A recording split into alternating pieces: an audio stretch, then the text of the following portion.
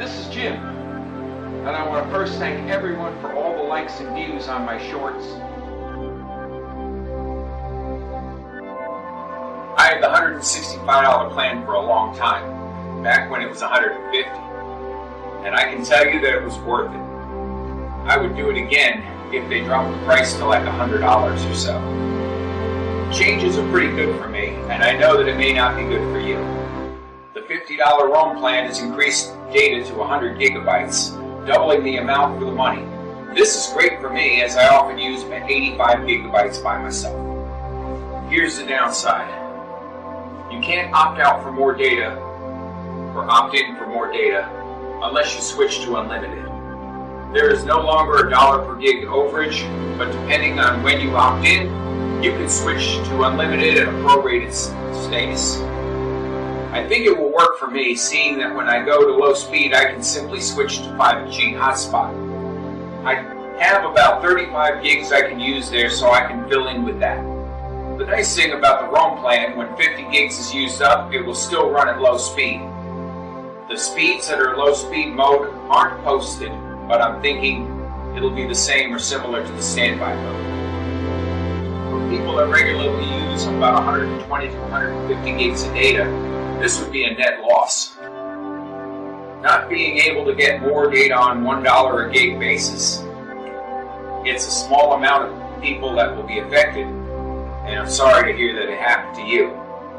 I have been thinking that I often can use more than 100 gigs of data myself, and this may be a bit of a burden when I am traveling, which I will be soon.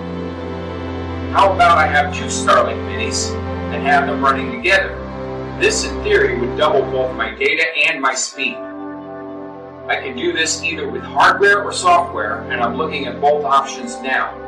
This would bring my internet bill to about $100 a month, and it would give me a blazing speed of 200 gigabytes should be enough, and I'll also combine this with my 5G hotspot on my phone to fill in the gaps for live streams. I can do this with Speedify, a software solution to combining internet connections. I would have to set one Starlink on Ethernet and one on Wi-Fi. If I wanted to add my phone hotspot to this as well, I'll need to use both my Starlinks on Ethernet, as my hotspot can only do Wi-Fi.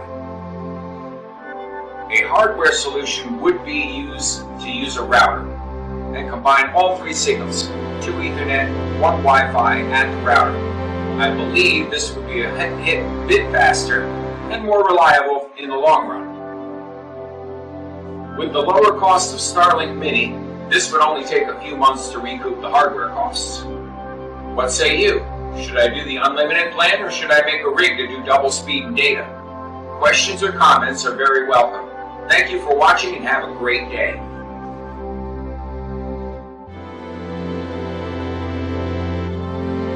Sorry for the really bad read.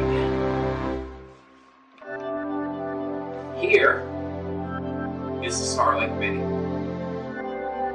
Let's all look. It has in the back basically a power connector and the little plug right here is Ethernet. I'm pretty sure that is a gigabit. I'm hoping it is, because it would be silly if it wasn't. Well, the other thing we've got is we have the Peak 2. Is it Peak 2 or Peak 2? I still haven't figured that out yet. I'm going to ask the company. Well, this little guy here, look at that bad boy, huh?